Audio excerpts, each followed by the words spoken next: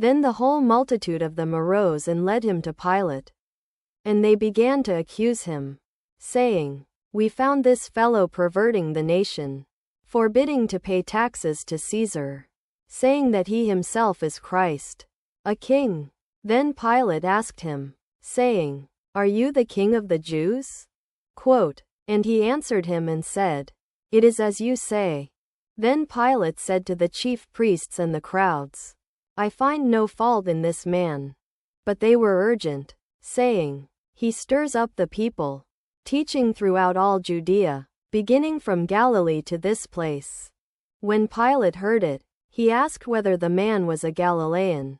And as soon as he knew that he belonged to Herod's jurisdiction, he sent him to Herod, who himself also was in Jerusalem at that time. Now when Herod saw Jesus, he was exceedingly glad, for he had desired to see him for a long time, because he had heard many things about him, and he hoped to see some miracle done by him. Then he questioned him with many words, but he answered him nothing. And the chief priests and scribes stood and vehemently accused him. Then Herod, with his men of war, treated him with contempt and mocked him, arrayed him in a gorgeous robe, and sent him back to Pilate. And the same day Pilate and Herod became friends with each other, for before they were at enmity between themselves. Then Pilate called together the chief priests, the rulers, and the people, and said to them, "You brought this man to me, as one who perverts the people, and indeed, having examined him before you, I found no fault in this man concerning those things of which you accuse him. No, nor did Herod, for I sent you back to him, and indeed nothing deserving of death has been done by him. I will therefore chastise him and release him." Then they all cried out together, saying, "Away with this man, and release to us Barabbas." Quote, he who had been thrown into prison for a certain sedition made in the city, and for murder. Pilate, wanting to release Jesus, spoke again to them, but they cried out, saying, "Crucify him! Crucify him!" Quote, then he said to them the third time, "Why, what evil has he done? I have found no cause of death in him. I will therefore chastise him and let him go." But they were insistent, demanding with loud voices that he be crucified, and their voices prevailed. So Pilate gave sentence that it should be as they requested, and he released to them the one they requested, who for sedition and murder had been thrown into prison, whom they asked for, and delivered Jesus to their will. Then they led him away to crucify him. And as they led him, they took Simon of Cyrene, who was coming from the country, and laid on him the cross, that he might bear it after Jesus. And there followed him a great multitude of the people, and of women who also bewailed and lamented him. But Jesus, turning to them, said, "Daughters of Jerusalem, do not weep for me, but weep for yourselves and for your children. For behold, the days are coming in which they will say, Blessed are the barren, the wombs that never bore, and the breasts which never nursed."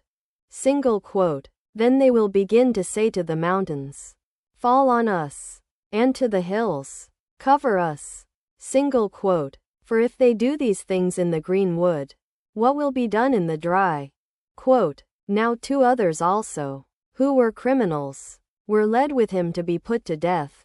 And when they came to the place called Calvary, there they crucified him, and the criminals, one on the right hand and the other on the left.